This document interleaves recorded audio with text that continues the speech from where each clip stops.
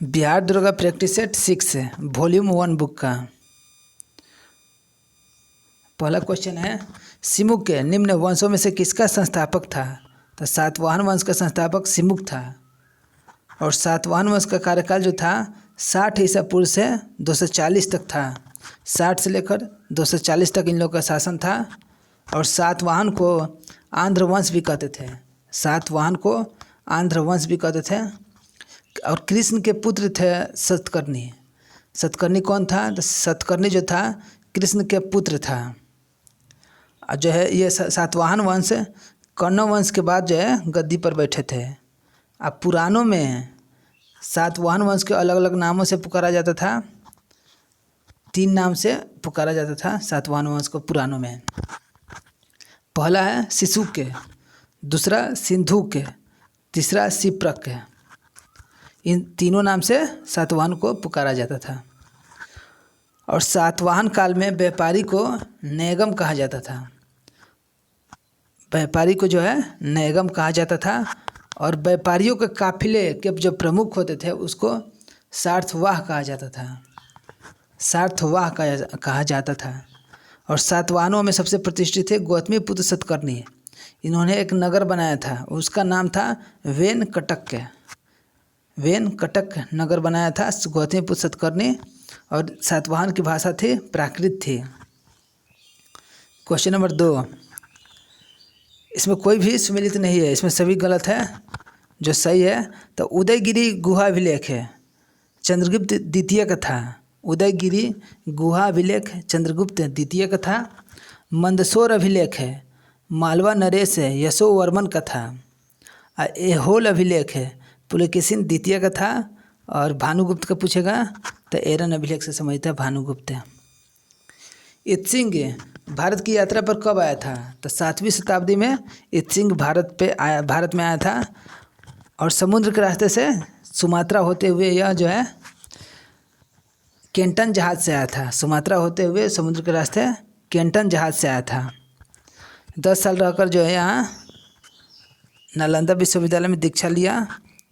672 से लेकर 695 तक था। और यह जो 3 साल संस्कृत सीखा था, 3 साल जो है ताम्रलिप्ति एक जगह का नाम है, वहाँ रहकर जो है 3 साल तक संस्कृत सीखा था। क्वेश्चन नंबर 4, तंजौर का राजराजेश्वर मंदिर किसने बनवाया था? तो राजराज प्रथम ने बनवाया था। क्वेश्चन नंबर 5, अद्वैत वेदांत के अनुसार किसके द्वारा मुक्ति प्राप्त की जा सकती है? तो ज्ञान के द्वारा जो है मुक्ति प्राप्त की जा सकती है। अद्वैत वेदांत के अनुसार मुक्ति अगर मिलेगा तो ज्ञान से मिलेगा। और एक पूछता है कि विशिष्ट दैत्य दर्शन से मुक्ति जो है मोक्ष कैसे मिलेगा? तो उसमें जो लिखा है भक्ति मार्ग से मोक्ष मिलेगा। विशिष्ट दैत्य दर्शन में भक्ति मार्ग से मोक्ष मिलेगा। और अद्वैत वेदांत से ज्ञान से मोक्ष मिलेगा। क्वेश्चन नंबर 6 है, तो चंद्रगुप्त द्वितीय के दरबार में 9 रत्न में कौन शामिल नहीं थे? तो पतंजलि जो है शामिल नहीं थे। पतंजलि जो थे पुष्यमित्र शुंग के समय थे। क्वेश्चन नंबर 6, क्वेश्चन नंबर 7, किस वायसराय के समय भारत में भारतीय राष्ट्रीय कांग्रेस का द्वितीय अधिवेशन गया में हुआ था? गया में हुआ था लॉर्ड रीडिंग के समय गया में संपन्न हुआ था। और लॉर्ड रीडिंग का कार्यकाल था 1921 से 26 से 1921 से 26 से लॉर्ड रीडिंग का कार्यकाल था। जो सही सुमेलित है तो ऑप्शन ए 1 2 3 4 सभी सही सुमेलित है। तो फकीर विद्रोह हुआ था मजनून शाह एवं चिराग अली के समय। फकीर विद्रोह हुआ था मजनून शाह और चिराग अली के समय। भील विद्रोह हुआ था सेवाराम के समय। चुआर विद्रोह हुआ था दुर्जन सिंह के समय। चेरो विद्रोह हुआ था भूषण सिंह के समय। तो रैयतवाड़ी व्यवस्था के संबंध में कौन सा कथन सत्य है? तो इसमें सभी सत्य है। इसे मद्रास और बंगाल प्रेसिडेंसी के कुछ हिस्से में पेश किया गया था। और इसमें जो है किसानों को भूमि का मालिक बना दिया गया था। और ब्रिटिश जो है सीधा किसानों से लगान लेने लगे थे और किसानों को भूमि स्वामी बना दिया था। और इस व्यवस्था में किसानों में सीधा लगान लिया जाने लगा। और थॉमस मुनरो को यह जो है विचार है रेतवारी कौन लाया था, तो थॉमस मुनरो लाया था। क्वेश्चन नंबर 10 है, तो लॉर्ड माउंटबेटन को भारत का वायसराय कब नियुक्त किया गया था, तो 1947 में 47 में बना था। तो 3 जून 1947 को माउंटबेटन योजना घोषित किया गया था। माउंटबेटन योजना कब घोषित हुआ था, तो 3 जून 1947 को। और 4 जुलाई 1947 को ब्रिटिश के संसद में एटली, वहाँ का प्रधानमंत्री एटली था, उसने जो है भारत की स्वतंत्रता विधेयक प्रस्तुत किया था। और जो वह पास हो गया 18 जुलाई को, उसे पेश किया गया 4 जुलाई 1947 को और पास हो गया 18 जुलाई को। क्वेश्चन नंबर 11, महात्मा गांधी ने 1943 के मुख्य रूप से उपवास किया था। तब भारत छोड़ो आंदोलन के दौरान ब्रिटिश सरकार की हिंसा के खिलाफ विरोध प्रदर्शन के लिए।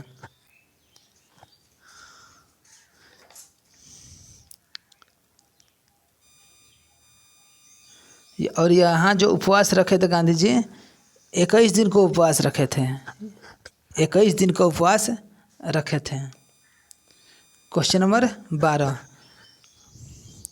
असहयोग आंदोलन के कार्यक्रम में कौन सा कार्य शामिल नहीं था, तो संवैधानिक साधनों के माध्यम से स्वरोजगार प्राप्त करना यह नहीं था। उसमें जो था सरकारी कामकाज का बहिष्कार था, सरकार को पुरस्कार लौटाना था, सरकारी शिक्षण संस्थानों का बहिष्कार था। क्वेश्चन नंबर 13, भारतीय संविधान में राष्ट्रपति द्वारा संयुक्त अधिवेशन निम्न में से किस विधेयक के संदर्भ में बुलाया जा सकता है, 1 और 3 में। तो साधारण विधेयक में बुलाया जा सकता है और वित्तीय विधेयक में बुलाया जा सकता है। संयुक्त अधिवेशन जो है राष्ट्रपति साधारण विधेयक में बुला सकता है और वित्तीय विधेयक में बुला सकता है। क्वेश्चन नंबर 14, 1946 में गठित अंतरिम सरकार में कार्यपालिका परिषद के उप सभापति कौन थे, तो जवाहरलाल नेहरू थे। उप सभापति जवाहरलाल नेहरू थे। और 24 अगस्त 1946 को अंतरिम सरकार की घोषणा किया गया था और 2 सितंबर 1946 को अपना कार्य स्टार्ट किया था। अंतरिम सरकार कब घोषणा किया गया था, तो 24 अगस्त 1946 को। और इसने कार्य कब स्टार्ट किया था, तो 2 सितंबर 1946 से अपना कार्य स्टार्ट किया गया था। अंतरिम सरकार 24 अगस्त 1946 और कार्य स्टार्ट किया 2 सितंबर 1946 से। क्वेश्चन नंबर 15, भारत के मूल संविधान में राज्यसभा सदस्यों के लिए कार्यकाल निर्धारित किया गया था, तो इनमें से कोई नहीं। उस समय जो है कोई अभी कार्यकाल नहीं था। और जैसे 6 वर्ष था 1951 से स्टार्ट कर दिया गया था। पहले राज्यसभा के सदस्यों का कार्यकाल निश्चित नहीं था। 1951 से यह निश्चित किया गया था कि राज्यसभा के सदस्यों को 6 वर्ष तक रखा जाएगा। क्वेश्चन नंबर 16, निम्नलिखित में से किसमें भारतीय संविधान के अंतर्गत समान नागरिक संहिता का उपबंध शामिल है, तो नीति निर्देशक तत्व में है। क्वेश्चन नंबर 17, निम्नलिखित में से किस निकाय का भारतीय संविधान में उल्लेख नहीं है, तो क्षेत्रीय परिषद का उल्लेख नहीं है भारतीय संविधान में।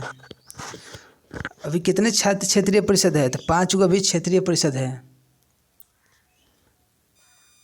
क्वेश्चन नंबर 18, उच्च न्यायालय के मुख्य क्षेत्राधिकार निम्नलिखित में से कौन सा नहीं है। उच्च न्यायालय मतलब हाई कोर्ट है। हाई कोर्ट के अंदर क्या नहीं आएगा, तो परामर्शदात्री क्षेत्राधिकार नहीं आएगा। परामर्शदात्री क्षेत्राधिकार सिर्फ सुप्रीम कोर्ट पास है।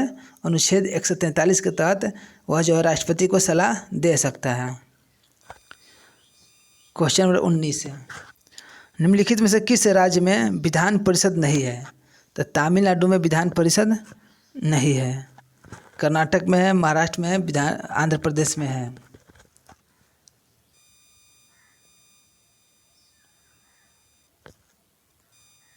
अब वर्तमान में 6 राज्य ही हैं जो है जिसके पास विधान परिषद है। अभी जो विधान परिषद जो है सिर्फ 7 राज्य था, लेकिन जम्मू कश्मीर हट गया राज्य से, इसलिए अभी जो है 6 राज्य ही हैं जिसके पास विधान परिषद है। उत्तर प्रदेश है, बिहार है, आंध्र प्रदेश है, तेलंगाना है, महाराष्ट्र है, कर्नाटक है। क्वेश्चन नंबर 20 है, पंचायत चुनाव कराने का निर्णय किसके द्वारा लिया जाता है? तो राज्य सरकार यह निर्णय लेगा। क्वेश्चन नंबर 21 है, भारत के सर्वोच्च न्यायालय के कार्यवाहक मुख्य न्यायाधीश की नियुक्ति कौन करता है? तो राष्ट्रपति करता है। कार्यवाहक मुख्य न्यायाधीश की नियुक्ति राष्ट्रपति करेगा। क्वेश्चन नंबर, तो कौन सा संविधान संशोधन 8वीं अनुसूची के भाषा से संबंधित नहीं है? तो ऑप्शन नंबर बी 36वां संविधान संशोधन 1975 यह भाषा से नहीं है। इसके तहत जो है सिक्किम को पूर्ण राज्य के दर्जा दिया गया था। इंदिरा गांधी के समय सिक्किम राज्य भारत में मिल गया था। क्वेश्चन नंबर 23 है, एशियाई जंगली गधा कहाँ पाया जाता है? तो कच्छ का रण में है। क्वेश्चन नंबर 24 है, विश्व मौसम विज्ञान संगठन का मुख्यालय कहाँ स्थित है? तो जनेवा में है और इसकी स्थापना 1950 में हुआ था। इसकी स्थापना 1950 में हुआ था। क्वेश्चन नंबर 25 है, किस बायो में सबसे कम तापांतर पाया जाता है? तो सदाबहार वर्षा वन में कम तापांतर पाया जाता है। सदाबहार वर्षा वन विषुवत रेखा क्षेत्र में ज़्यादा होता है, सबसे ज़्यादा विषुवत रेखा क्षेत्र में होता है। क्वेश्चन नंबर 26 है, निम्न में से किस शहर को निरंतर बहने वाला झरने का शहर कहा जाता है? तो क्वेटो। क्वेटो को निरंतर बहने वाला झरना शहर कहा जाता है। क्वेटो कहाँ है? तो इक्वाडोर में है। और क्वीन ऑफ एड्रियाटिक वेनिस को कहा जाता है। क्वीन ऑफ एड्रियाटिक वेनिस को कहा जाता है, यह इटली में है। और एंटलीज की मोती क्यूबा को कहते हैं। हवा वाला शहर है, हवा वाला शहर है, ये अमेरिका में है, शिकागो अमेरिका में है। हवा वाला शहर है अमेरिका, शिकागो में है। और गार्डन सिटी कहाँ है? तो शिकागो अमेरिका में भी है गार्डन सिटी। क्वेश्चन नंबर 27 है, गोल्फ की गेंद का वजन कितना होता है? तो 45.94 ग्राम। 45.94 ग्राम जो है गोल्फ का वजन होता है। और गोल्फ खेल का सर्वप्रथम स्टार्ट जो है स्कॉटलैंड से शुरू हुआ था। गोल्फ खेल स्टार्ट हुआ था स्कॉटलैंड से। क्वेश्चन नंबर 28 है, तो वाचस्पति पुरस्कार किस क्षेत्र में दिया जाता है? वाचस्पति पुरस्कार जो है संस्कृत के साहित्य में दिया जाता है। संस्कृत के साहित्य में वाचस्पति पुरस्कार दिया जाता है। और इसकी शुरुआत जो है 1992 से हुई थी। वाचस्पति पुरस्कार की शुरुआत 1992 से हुई थी। क्वेश्चन नंबर 29 है, निम्न में से किस व्यक्ति को गुरुजी के उपनाम से जाना जाता है? तो MS गोलवलकर है। इनका पूरा नाम है माधव सदाशिव गोलवलकर। माधव सदाशिव गोलवलकर, इनको गुरुजी कहा जाता था। गुरुदेव जो है वो रविंद्रनाथ टैगोर का कहा जाता था। गुरुदेव थे रविंद्रनाथ टैगोर और गुरुजी थे MS गोलवलकर, और इनका पूरा नाम है माधव सदाशिव गोलवलकर। क्वेश्चन नंबर 30 है, लीम और नूरालीम किस राज्य का प्रमुख लोक नृत्य है? तो नागालैंड का है। लीम और नूरालीम किस राज्य का प्रमुख लोक नृत्य है? तो नागालैंड का। क्वेश्चन नंबर 31 है, केंद्रीय खनन अनुसंधान संस्थान कहाँ स्थित है? तो धनबाद में है। IDBI की स्थापना 1964 में हुआ था। और इसको जो है वाणिज्यिक बैंक का दर्जा 2004 में मिला था। वाणिज्य बैंक की दर्जा जो है 2004 में मिला था। और IDIBA की स्थापना 1964 में हुआ था। मेघालय के नए राज्यपाल कौन बनाए गए हैं? तो P चौहान। क्वेश्चन नंबर 34, सेली ऐप को किस सरकार द्वारा जारी किया गया है? तो केरल सरकार के द्वारा। क्वेश्चन नंबर 35, दस्तलिक 4 अभ्यास है उत्तराखंड में हुआ और उज्बेकिस्तान और इंडिया का अभ्यास है। क्वेश्चन नंबर 36, जल संरक्षण पर पहला अखिल भारतीय शिखर सम्मेलन का आयोजन नई दिल्ली में किया गया। इसका विषय थीम क्या था? तो वाटर विजन @2047 है। क्वेश्चन नंबर 37, अर्जुन अवार्ड 2022 से सम्मानित श्री अमित का संबंध किस खेल से था? तो बॉक्सिंग से था। क्वेश्चन नंबर 38, तो राजा राम मोहन राय पुरस्कार 2023 से किसे सम्मानित किया गया था? तो BK प्रसाद को। क्वेश्चन नंबर 39 है, राष्ट्रमंडल खेल 2022 में सबसे कम उम्र के एथलीट कौन थे? तो अनाहत सिंह थे। सबसे कम उम्र के थे यह, और अनाहत सिंह स्क्वैश खेलते हैं।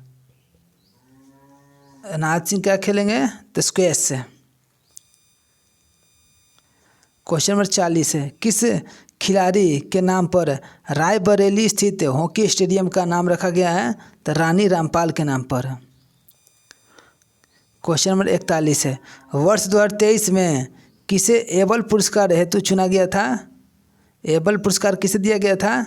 तो लुइस कैफेरेली को। लुइस कैफेरेली को जो है एबल पुरस्कार दिया गया था, और एबल पुरस्कार मैथ के क्षेत्र में दिया जाता है। किसने कॉल बिफोर यू डिग नाम से ऐप जारी किया है? तो नरेंद्र मोदी ने। कॉल बिफोर यू डिग नाम से ऐप जारी किया है नरेंद्र मोदी ने।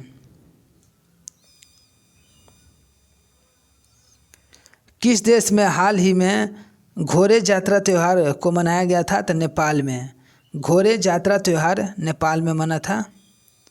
क्वेश्चन नंबर 44, अंतर्राष्ट्रीय वन दिवस 2021 का थीम क्या था? तो फॉरेस्ट एंड हेल्थ था। फॉरेस्ट एंड हेल्थ है। क्वेश्चन नंबर 45 है, NBD में नए सदस्य देश के रूप में किसे शामिल किया गया है? मिस्र को। NBD में जो है मिस्र को शामिल कर दिया गया है। क्वेश्चन नंबर 46 है, हाल ही में किस सांसद की सदस्यता लोकसभा सचिवालय द्वारा निरस्त किया गया है? तो राहुल गांधी का भी सदस्यता जो है हटाया गया है। क्वेश्चन नंबर 47 है, हाल ही में जियो सिनेमा के ब्रांड एम्बेसडर कौन बने हैं? तो सूर्य कुमार यादव जो है बने हैं। क्वेश्चन नंबर 48 है, डीजल परिवहन के लिए मैत्री पाइपलाइन है जिसकी लंबाई 131 किलोमीटर है, यह किन दो देशों के बीच में है? तो भारत और बांग्लादेश के बीच में है। क्वेश्चन नंबर 49 है, ऑस्ट्रेलियाई ओपन 2023 है महिला एकल का खिताब किसने जीता है? तो एरिना सबलेंका। क्वेश्चन नंबर 50 है, हाल ही में किस राज्य ने 19 नए जिले का गठन का ऐलान किया? तो राजस्थान ने। और इसको मिलाकर टोटल जो है 50 गो जिला हो गया है वहाँ राजस्थान में। Question number 51, global fire index 2023 में भारत का स्थान है चौथा है। फायर इंडेक्स में भारत का स्थान जो है चौथा है। फायर इंडेक्स में भारत का स्थान चौथा है। क्वेश्चन नंबर 52, एक देश से एक उर्वरक योजना को किसके द्वारा लॉन्च किया गया था? तो नरेंद्र मोदी के द्वारा। क्वेश्चन नंबर 53, तो कुल वाहनों में 30% इलेक्ट्रिक वाहन करने का लक्ष्य भारत सरकार द्वारा कब तक रखा गया है? 2030 तक। 2030 तक भारत सरकार जो है 30% इलेक्ट्रिक वाहन कर देगी। Question number 54, Australia of the year 2023 award से किससे सम्मानित किया गया है? तो अमर सिंह को। Australia of the year 2023 award जो है अमर सिंह को मिला है। क्वेश्चन नंबर 55, बोला टिनुबू कहाँ के नए राष्ट्रपति बने हैं? तो नाइजीरिया के। नाइजीरिया के राष्ट्रपति जो है बोला टिनुबू है। क्वेश्चन नंबर 56, विश्व का सर्वाधिक शक्तिशाली महिलाओं की सूची में कितनी भारतीय महिला को शामिल किया गया है? तो 6 गो को। क्वेश्चन नंबर 57, हाल ही में वाई के अलग है का निधन हो गया। इनका संबंध जो है अर्थशास्त्री से था। यह जो है अर्थशास्त्री थे। वाई के अलग है अर्थशास्त्री थे।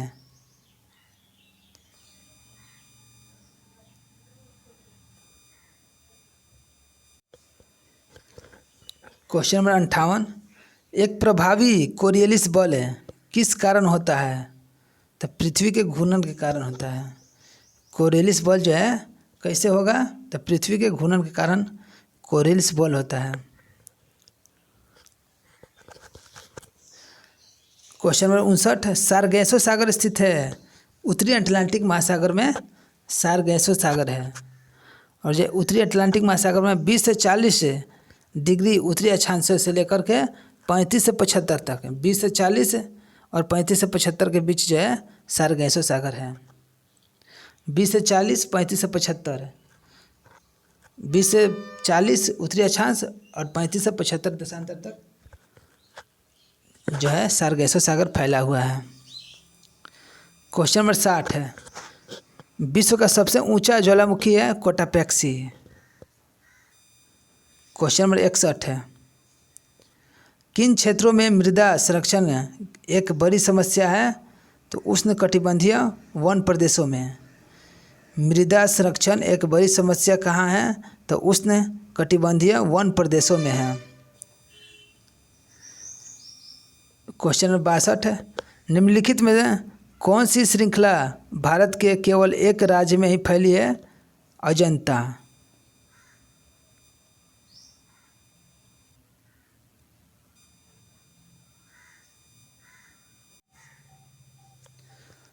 क्वेश्चन नंबर 63 है, निम्नलिखित में कौन ब्रह्मपुत्र की सहायक नदी नहीं है? इसमें से कोई नहीं है क्योंकि सभी सहायक नदी है। दिबांग है, लोहित है, कामेंग है, तीनों जो है ब्रह्मपुत्र की सहायक नदी है। तो इंदिरा गांधी नहर का उद्गम कहाँ से होता है? तो हरिके बैराज से। क्वेश्चन नंबर 65 है, भारत में सर्वाधिक क्षेत्रफल में किस प्रकार की मिट्टी का विस्तार पाया जाता है? तो जलोढ़ मिट्टी का विस्तार सबसे ज़्यादा पाया जाता है। 45% जो है 45% जो है जलोढ़ मिट्टी जो है पाया जाता है। और जलोढ़ मिट्टी में अधिक जो है पोटास, चूना प्रचुर मात्रा में मिलेगा। पोटास और चूना जो है अधिक मिलता है, पोटास और चूना। क्वेश्चन नंबर 66 है, निम्नलिखित में से ऑक्जेलिक एसिड का प्राकृतिक स्रोत क्या है? तो टमाटर है। क्वेश्चन नंबर 67 है, लुई पाश्चर को किस स्रोत के लिए जाना जाता है? तो रेबीज का टीका के लिए। लुई पाश्चर को रेबीज के टीका के लिए जाना जाता है। और रेबीज का टीका का खोज जो है 1885 में हुआ था। लुई पाश्चर ने रेबीज के टीका का खोज 1885 में किया था। क्वेश्चन नंबर 68 है, पौधे में ऊर्जा का अंतिम स्रोत क्या है? तो क्लोरोफिल है। पौधों में ऊर्जा का अंतिम स्रोत क्लोरोफिल है। क्वेश्चन नंबर 69 है, निम्नलिखित में से किस पौधों में पादप काय के एक हिस्से से दूसरे हिस्से में जल एवं अन्य पदार्थों के संवहन हेतु विशिष्ट ऊतक मौजूद होता है? तो मार्सिलिया में होता है। क्वेश्चन नंबर 70, चेचक किस वायरस के कारण होता है? तो चेचक होता है वेरिसेला वायरस के कारण।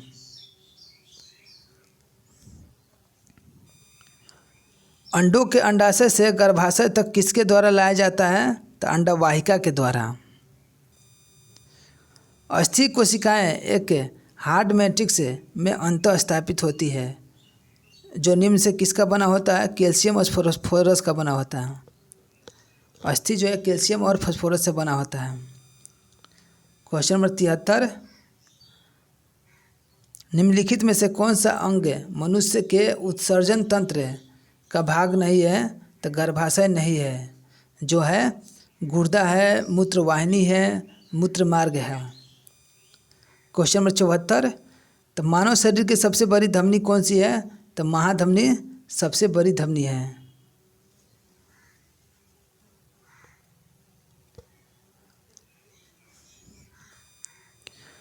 क्वेश्चन नंबर 75, विज्ञान की वह शाखा कौन सी है जिसका उद्देश्य मानव जनसंख्या आनुवंशिकी गुणवत्ता में सुधार करती है? तो यूजेनिक्स है।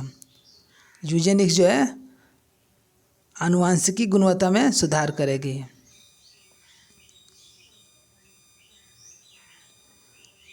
क्वेश्चन नंबर 76, तो कोशिका का वह बाह्यतम आवरण कौन सा है जो कोशिका के अवयव को उसके बाह्यतम आवरण से अलग करता है? तो प्लाज्मा झिल्ली। कोशिका में जो है प्लाज्मा झिल्ली सबसे बाहर रहता है। कोशिका में प्लाज्मा झिल्ली बाहरी रहता है जो कोशिका के जो अवयव है उसको बाहरी वातावरण से अलग ही रखता है। प्लाज्मा झिल्ली उनको अलग रखता है। क्वेश्चन नंबर 70, तो कार्बन, सिलिकॉन, बोरोन और आर्सेनिक ये सभी जो है गैर धातु है। कार्बन, सिलिकॉन, बोरोन, आर्सेनिक ये सभी गैर धातु है। क्वेश्चन नंबर 67 और 78, गर्म करने पर कैल्शियम कार्बोनेट का कैल्शियम ऑक्साइड और कार्बन डाइऑक्साइड में अपघटन निम्नलिखित में से किस अभिक्रिया का उदाहरण है? तो तापीय अपघटन अभिक्रिया से होता है।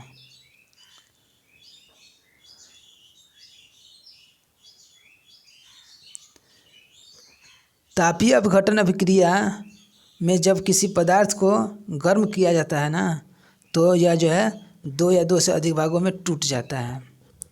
तापीय अपघटन अभिक्रिया वह है कि अगर उस पदार्थ को गर्म कर दिया जाता है तो वह 2 या 2 से अधिक में टूट जाएगा।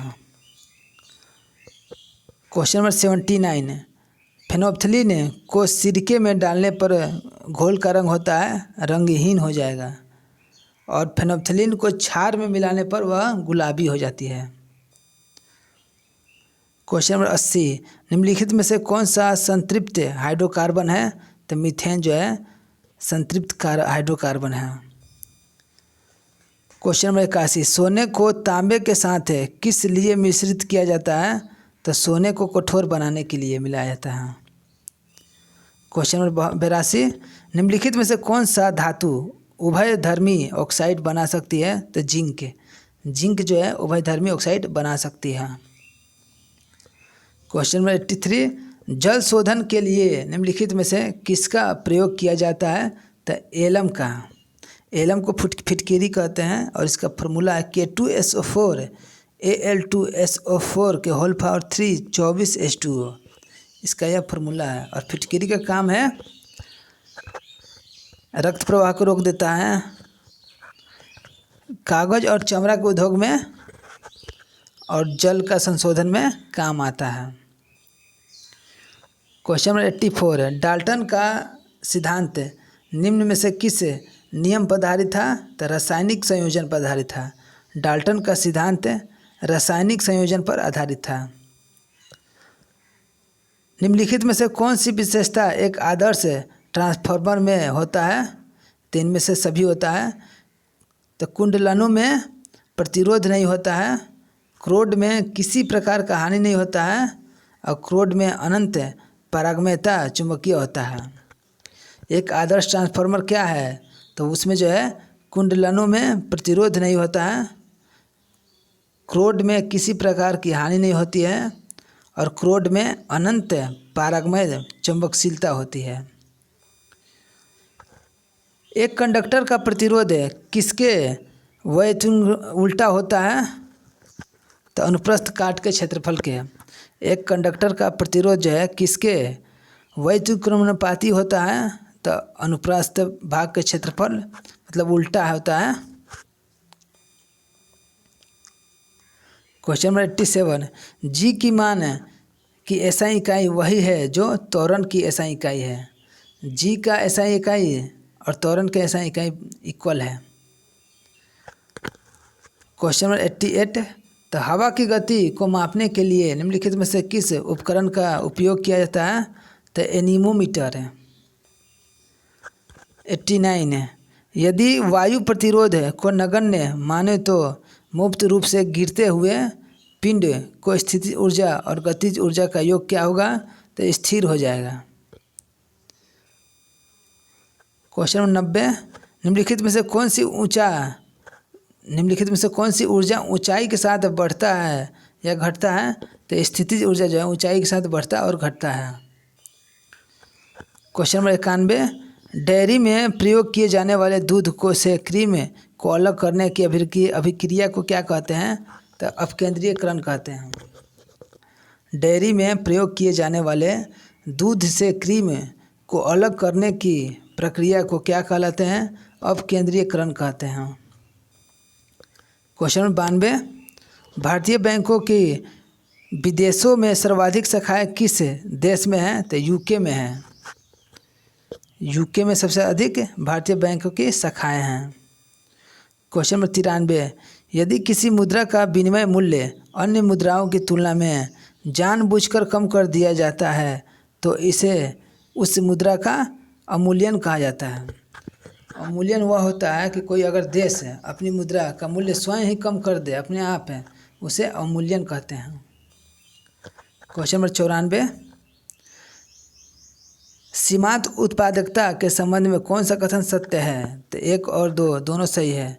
वह शून्य हो सकता है, वह जो है ऋणात्मक हो सकता है।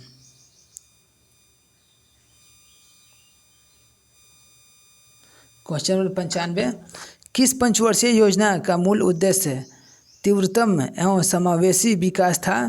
तो 11वीं पंचवर्षीय योजना